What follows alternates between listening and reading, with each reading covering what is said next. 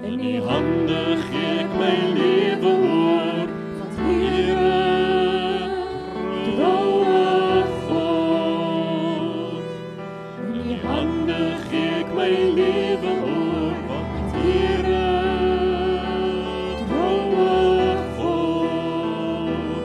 My vrygemaak, het my vrygemaak, het my vrygemaak, het my vrygemaak, het my vrygemaak, het my vrygemaak, het my vrygemaak.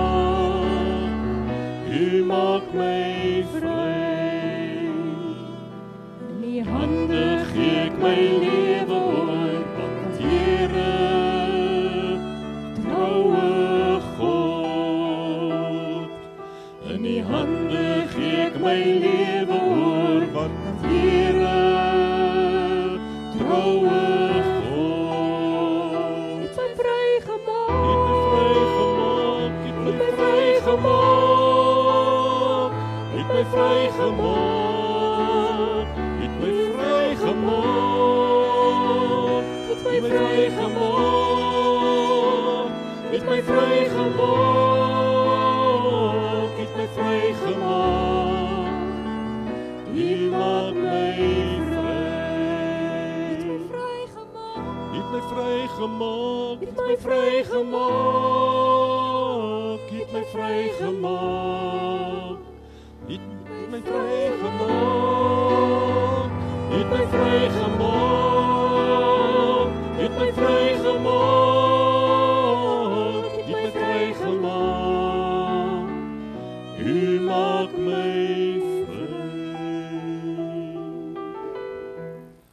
Gemeente van Jesus Christus, ek groet julle vanoggend in die naam van Jesus Christus, die Here.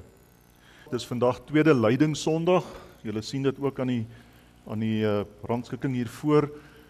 En die 7 Sondae van lyding is 'n baie spesiale tyd in die kerk reg oor die wêreld, waarin ons as gelowiges die geleentheid kry om na te dink oor Jesus se lyding, maar ook oor sy opstanding. Ek dink ons het baie lank dalk die fout gemaak om die hele tyd te fokus net op Jesus se lyding en op sy sterwe. Maar onthou, dit gaan ook oor die opstanding.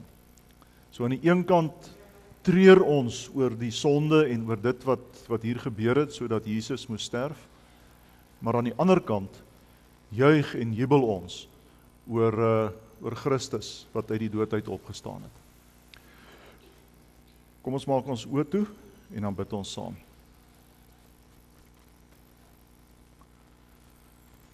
Hemelse Vader, baie dankie vir die voorreg wat ons het om vanoggend hier saam te wees. Dankie vir die wonderlike reën waarmee ons seën. Here, ons bid ook vir hulle wat vanoggend nat en koud is, wie se huise oorstroom het en wat swaar kry. Gee dat ons met sagte harte na hulle sal kyk. Ons bid, Here, as ons nou u woord oopgemaak het, dat u ook vir ons deur u woord sal seën, dat u deur u Gees met elkeen van ons sal besig wees, en dat u ons sal help om op 'n ander manier hier uit te gaan, as wat ons ingekom het. Gee, Here, dat ons u verteenwoordigers in hierdie wêreld sal gaan wees. Maak nie saak wat dit van ons vra nie. Dit bid ons in Jesus se naam. Amen. Johannes hoofstuk 11, baie besondere hoofstuk in die Bybel, die dood van Lazarus, Jesus se vriend, en dan natuurlik ook Jesus wat na die graf gaan, en wat hom 4 dae nadat hy reeds dood is, uit die dood uit opwek. Ons gaan lees van vers 17 af. Vooraf het Jesus berig gekry dat Lazarus siek is, en dan hoor hy dat Lazarus gesterf het. En in die hele proses is hy op pad na die dorp toe. En hier is verskillende invalshoeke in hierdie gedeelte. Vanoggend spesifiek gaan ons kyk na vers van Johannes 11 van vers 35 af. Maar kom ons lees van vers 17 af. Toe Jesus daar kom, het hy gevind dat Lazarus al 4 dae in die graf was. Betanië was naby Jerusalem, omtrent 3 kilometer. En baie van die Jode het na Martha en Maria toe gekom om hulle oor hulle broer te troos. Toe Martha hoor dat Jesus kom, het sy hom tegemoet gegaan, maar Maria het in die huis bly sit.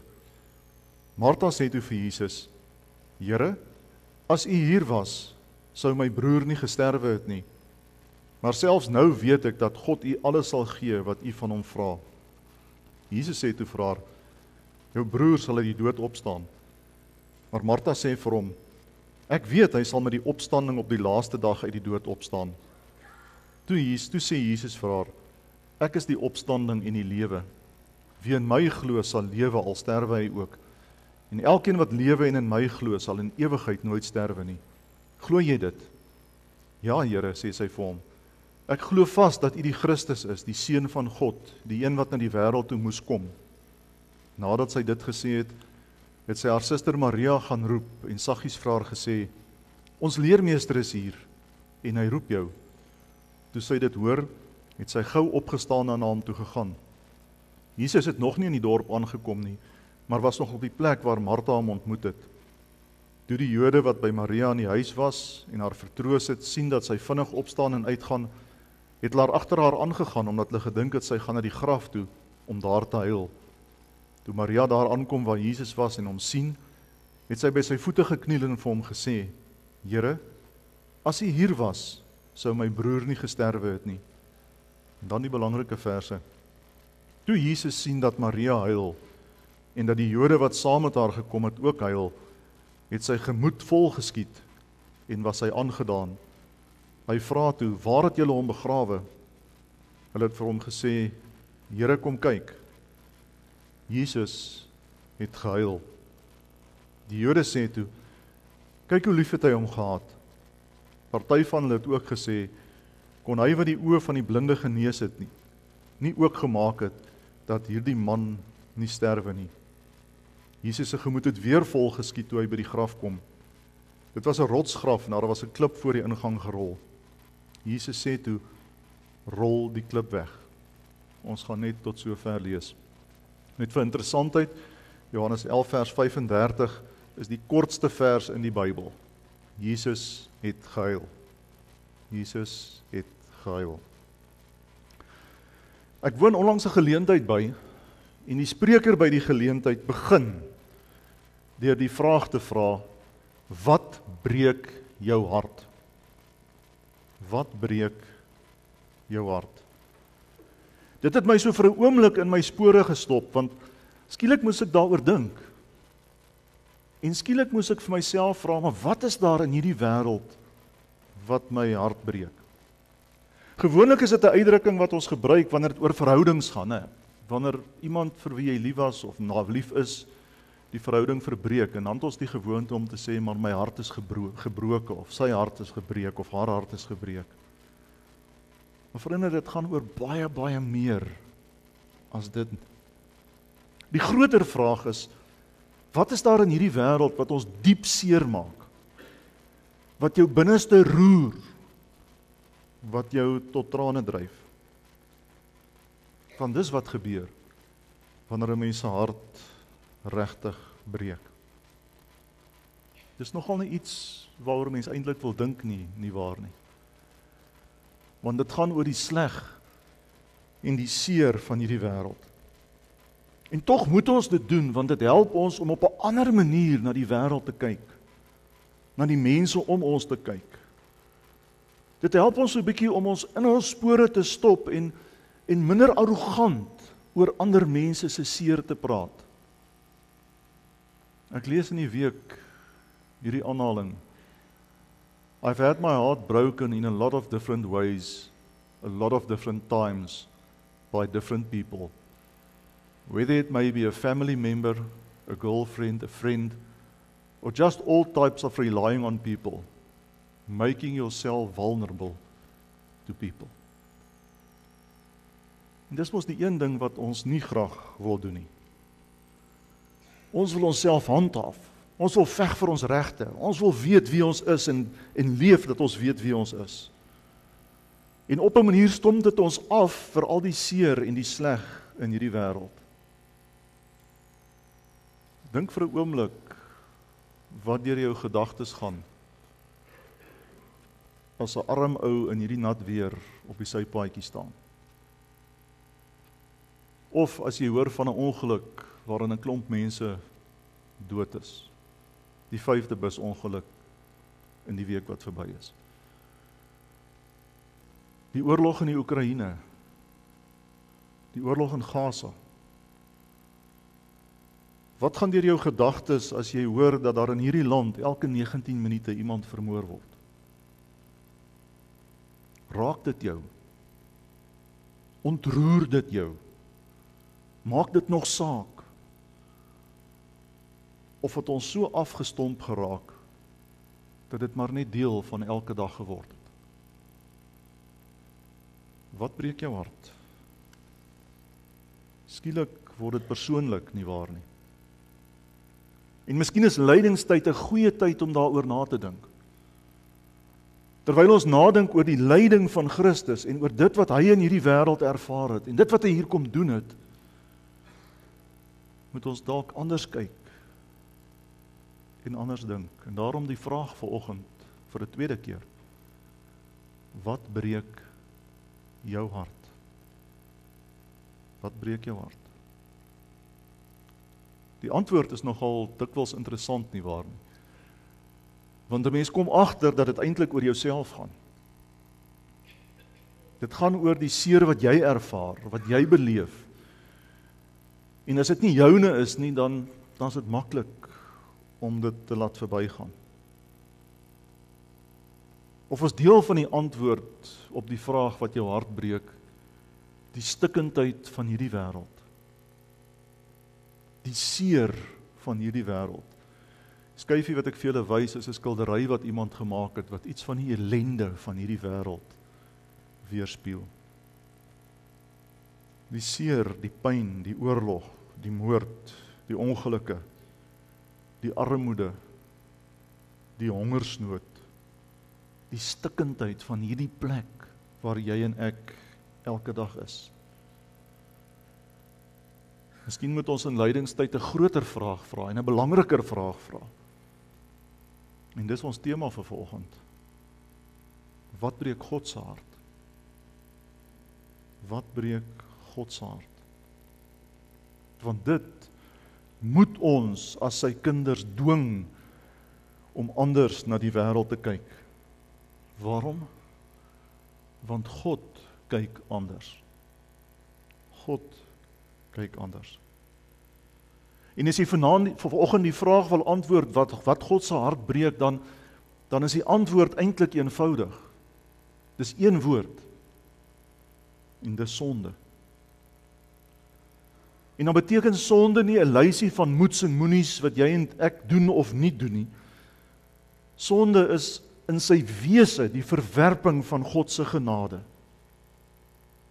Dis om in opstand te kom teen God.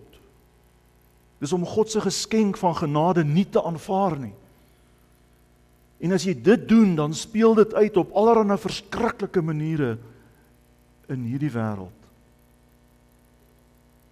Sonde is nie jy mag of jy mag nie. Sonde is nee vir God se goedheid. Nee, dankie, ek wil dit nie in my lewe hê nie. Ek sal self regkom. Die geskiedenis van die mensdom vertel ons die verhaal nie waar nie. Onthou jy Adam en Eva in die paradys wat kies om nie God se wil te doen nie? Wat uitgaan uit die paradys uit en wat hoor dat hulle gaan sterf? Wat nie dankie sê vir die geskenk van lewe wat God vir hulle gee. Dis sonde.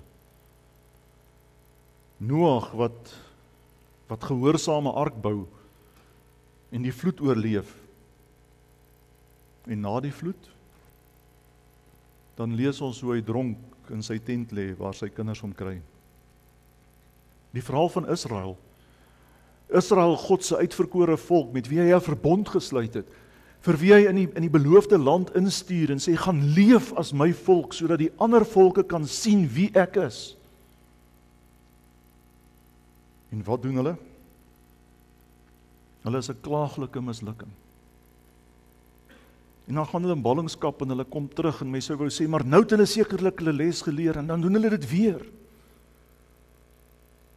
En as Jesus, as die Messias kom, dan verwerp hulle die geskenk van genade en hulle kruisig hom. Maar dis nie net die Israeliete nie, en die Jode nie. Dis ook mense soos jy en ek, deur die eeue van die geskiedenis van hierdie wêreld. Mense wat die aanbod van genade ontvang het, wat daarvan gehoor het, wat dit geweet het, en wat nee dankie daarvoor gesê het. Wat dit vertrap het en verwerp is. Wat breek God se hart? Sonde. Wat is sonde? Om nee dankie te sê vir die offer wat Jesus Christus in hierdie wêreld gebring het. En as jy daarvoor nee dankie sê, dan speel dit uit op allerlei vreemde maniere in hierdie wêreld. Dan vertrap mense mekaar, dan verteer hulle mekaar, dan maak hulle mekaar dood, dan verwoes hulle die skepping, en op die ou end verwoes hulle self. Dis waarom pyn en seer en sonde en dood in hierdie wêreld is. Dis as gevolg van die gebrokenheid, die sonde, die verwerping van God se genade. Waarom sou ek vanoggend kon waag om te sê dat dit God se hart breek? Wel, in die gedeelte wat ons saam gelees het, kom wys Jesus vir ons iets van God se hart. Jesus wat nie net kom sê het, jy moet God bo alles lief hê en jou naaste soos jouself lief hê nie. Jesus wat dit kom leef, wat dit sigbaar maak, wat dit vir die wêreld wys. In die gedeelte wat ons saam gelees het, lees ons vooraf dat Lazarus, Jesus se vriend, siek is. En die verwagting is dat Jesus sal gaan en hom sal gesond maak, maar dan gebeur dit nie. En Lazarus sterf, en hy word begrawe, en teen die tyd wat Jesus daar aankom, is hy 4 dae reeds in die graf. En Johannes verwys spesifiek na die 4 dae, om ons te laat verstaan dat Lazarus nie net in 'n koma was nie, maar dat hy regtig dood was. En Martha en Maria is ook daar. En hulle verwyd vir Jesus, hulle sê, Here, as U hier was, dan sou hy nie gesterf het nie. En dan gebeur die aangrypende in Johannes 11 vers 33 tot 35.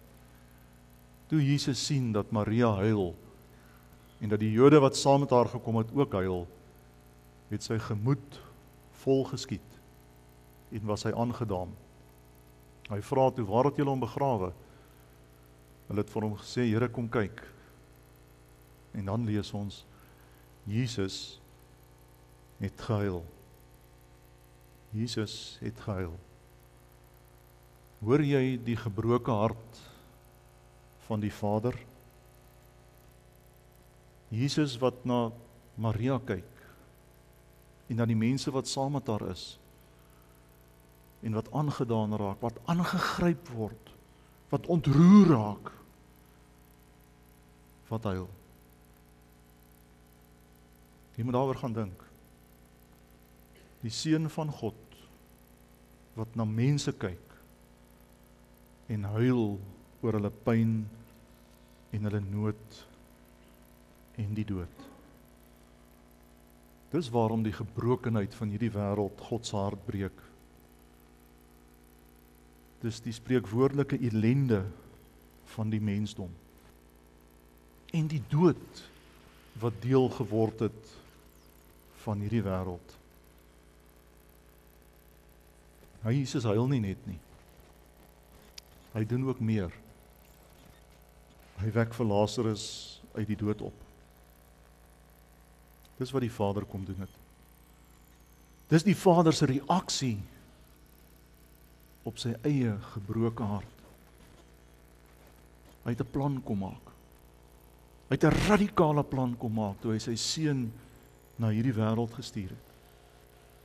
En hy sy liefde vir ons gewys het deur Jesus aan die kruis te laat sterf. Johannes 1 vers 29 lees ons, die volgende dag sien Johannes vir Jesus na hom toe kom en hy sê, kyk, die lam van God wat die sonde van die wêreld wegneem. Dis God se antwoord op sy eie stikkende hart. Jesus, sy seun, sy enigste seun, wat aan 'n kruis sterf. Dis iets wat ons mos goed weet, nie waar nie. Ons ken die teorie daar agter, ons ken die teologie daar agter, ons praat maklik daaroor. Maar jy al vir 'n oomblik gedink wat dit beteken? Wat dit van die Vader gevra het om sy seun te gee en te offer ter wille van ons. Miskien help hierdie verhaaltjie jou. Dit word vertel van 'n man wat by 'n valbrug gewerk het. En sy werk was om wanneer daar 'n trein oor die brug gery sou ry, die brug te laat sak, sodat die trein veilig kon oorkom. En as die trein oor is die brug weer opgetel sodat die skepe kon deurkom. En op 'n gegeewe dag, toe vat hy sy jong seentjie saam werk toe. En toe hy die boodskap kry dat hy die brug moet laat sak, toe soek hy sy kind en sy kind is weg. En toe sien hy waar sy kind is. Sy enigste seun klim rond tussen die ratte van die brug. En op daai oomblik moet hy 'n keuse maak. Red hy sy kind en honderde mense sterf want die trein ry in die rivier in, of laat sak hy die brug en sy kind sterf ter wille van die mense op die trein? Wat sou jou keuse wees? Wat sou jy kies? Dis die keuse wat die Vader moes doen toe hy Jesus na hierdie wêreld gestuur het. Dis die keuse wat die Vader gemaak het sodat jy en ek kan Paasfees vier. Dis die keuse wat die Vader gemaak het sodat die lam wat die dood en die sonde in hierdie wêreld kom oorwin het, hier kon wees en by die graf van 'n vriend kon huil. Dis die teken van die Vaderhart. Want wat Jesus kom doen het, is om mense soos jy en ek weer in die regte verhouding tot God te bring. Hy het nie net gesterf nie, maar hy het ook opgestaan. En hy die lewe kom bring, ewige lewe, nuwe moontlikhede in hierdie wêreld.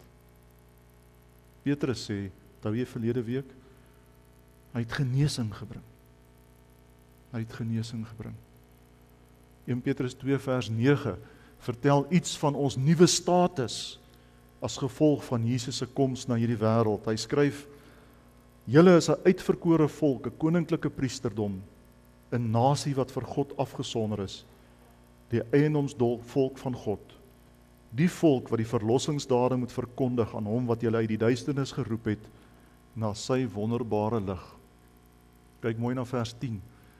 Julle was vroeër geen volk nie, maar nou is julle die volk van God. Julle het toe geen barmhartigheid ontvang nie, maar nou het God aan julle barmhartigheid bewys. 1 Petrus 2 vers 24. Deur sy wonde het daar vir ons genesing gekom. Dis die barmhartigheid wat God aan jou bewys het en aan my bewys het. En het jy al ooit gewonder wat beteken die woord barmhartigheid? Dis mos ook 'n woord wat ons maklik gebruik en maklik oor praat. Ons doen diens van barmhartigheid. As mense 'n bietjie ingaan op die geskiedenis van die woord, dan gaan dit oor 'n barm hart. En dit beteken 'n warm hart, 'n sagte hart, 'n anderste hart as die hart van hierdie wêreld. 'n Hart wat maak dat jy en ek anders kyk en anders dink en anders doen. Jy weet mos, jy's uit genade gered, nie waar nie? Of nie? Jy weet, jy hoef niks te doen om jou verlossing te verdien nie, want God het in Christus reeds alles klaar gedoen. Hy het na jou toe gekom, hy het jou sy kind gemaak, hy het jou gekies. Hy het met 'n warm hart na jou toe uitgereik en vir jou gesê, jy is my kind, Jy's my verteenwoordiger in hierdie wêreld. Petrus sê, jy's deel van my nuwe volk in hierdie wêreld. Daarom wil jy, hoor mooi, nie moet jy nie. Daarom wil jy dit wat Jesus kom doen het, voortsit in hierdie wêreld. En hoe doen ons dit? Ons doen dit deur met 'n barm hart te leef. Ons doen dit deur met 'n sagte hart te leef. Ons doen dit deur met 'n hart te leef wat huil oor die seer en die pyn en die ellende van hierdie wêreld. Dit is so in teenstelling met die opmerkings wat 'n mens dikwels hoor. Ja, dis hulle verdiende loon. Ja, hulle moes dit of dat, dan sou dit nie. Kyk vanoggend vroeg op Facebook met al die oorstromings hier aan die ander kant van die stad. Daar's al 'n paar wat sê, ons kry hierdie mense jammer. Maar die meeste is, ja, hulle moes nie daar gaan bly het nie. Dan sou daar niks fout gegaan het. En dit mag so wees. Maar jou en my uitdaging is om met 'n sagte hart na hierdie mense te kyk. Sagte harte wat lei tot sagte oë, wat anders kyk as wat die res van die wêreld kyk. Oop ore wat anders hoor en anders luister as wat ander mense hoor. 'n Oop mond wat anders praat as wat die res van die mense in hierdie wêreld praat. As nuwe kinders van die Here is ons uitdaging om met sagte harte hande te hê wat anders doen en voete te hê wat op ander plekke loop waar ander mense nie wil loop nie. En dit begin hier waar jy en ek is. In hierdie wêreld, in jou huis, môre by die werk, tussen jou vriende en jou vriendinne, wanneer jy saam braai en saam kuier, wanneer mense praat oor wat hier aan die gang is, dan is dit jou en my verantwoordelikheid om Jesus na te doen en met 'n sagte hart te praat en te sê en te doen. Maar nie net hier naby nie, ook daar ver. Dis vandag die begin van ons geloofsoffer en binne in die afkondiging is daar 'n koevertjie wat jy 'n bydrae kan maak vir ons geloofsofferfonds.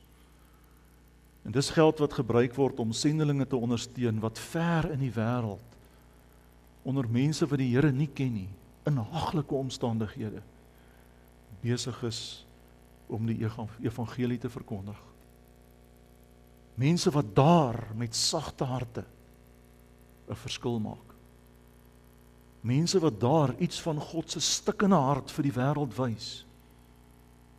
'n Hart wat bloei, trane wat loop oor die leed en die pyn van hierdie wêreld. Ek sluit af. Wat breek jou hart? Wat breek jou hart? Mag dit die seer en die ellende en die sleg van hierdie wêreld wees waarin ons leef. Mag Jesus jou inspireer om iets daaraan te doen. Amen. Here, dankie dat U in die stof van hierdie wêreld gestap het. Dankie dat U by die graf van 'n vriend gehuil het en vir ons iets van die Vaderhart gewys het. Help ons, Here, om in U voetspore te volg. Gee dat ons met minder bravado sal praat oor die seer en die pyn van ander. Kom deur U Gees en gee dat dit ons harte sal raak. Dat dit ons sal aangryp. Dat ons as U kinders sal huil oor die sleg en die seer van hierdie wêreld. Here, maar help ons ook om om iets daaraan te doen. Om 'n verskil te maak, oral waar ons gaan, in alles wat ons doen, by die werk, by die skool, by ons vriende, in ons huise. Maak van ons u verteenwoordigers, nie net van u lyding nie, maar ook van die opstanding en die oorwinning. Nie net van die dood nie, maar ook van die lewe. En gee dat ons vir die wêreld sal wys, dat u die Christus is, die oorwinnaar. En dat dit die rede is waarom ons saam met hulle kan ly wat seer het. En saam met hulle kan huil wat in ellende leef. Here, kom deur u Gees en wys u vir ons waar ons 'n verskil kan maak. Ons bid vanoggend vir al die gemeente se sendelinge, Here, wat wyd oor die wêreld besig is om die evangelie te verkondig. Dikwels in haglike omstandighede. Ons bid, Here, dat u hulle deur u Gees sal bemagtig en sal inspireer. Ons bid, Here, dat u ons sal help om hulle te ondersteun met gebed en met geld en met alles wat hulle nodig het. Dankie dat hulle bereid is om daar ver vir die wêreld te wys wie u is. Here, ons bid vanoggend vir ons land. As ons so van die buitekant af kyk, dan lyk dit asof hier chaos is. En dit lyk asof die magte van die chaos al groter word en al sterker word. Ons kom buig voor u, Here, en ons vra dat u sal ingryp. U wat die groot God is. U wat dit al soveel keer in die geskiedenis gedoen het. En as ons dit van u vra, dan kom verklaar ons onsself vanoggend bereidwillig om instrumente in u hand te wees. Om daar waar ons elke dag is, dit beter te maak. Heel te maak. Genesing te bring. U oorwinning aan die kruis uit te leef. Gebruik elkeen van ons, Here, soos wat ons vanoggend hier sit, om 'n verskil te maak in hierdie wêreld. Ons bid vir die week wat voorlê. Wil jy asseblief saam met ons wees in hierdie week en alles wat gebeur. Gee dat ons u teenwoordigheid sal beleef en dat ons veilig sal wees in die holte van u hande. Dit bid ek in die naam van Jesus Christus die oorwinnaar. Amen. Ontvang nou die seën van die Here en gaan leef in sy vrede. Die Here gaan voor jou wees om die pad vir jou gelyk te maak. Die Here gaan onder jou wees om jou op te tel as jy val. Die Here gaan langs jou wees om jou in sy arms toe te vou. Die Here gaan binne in jou wees om jou te lei en te inspireer. Die Here gaan deur sy Gees oor jou wees om jou te help om as 'n oorwinnaar in hierdie wêreld te leef. Die Here seën jou. Amen.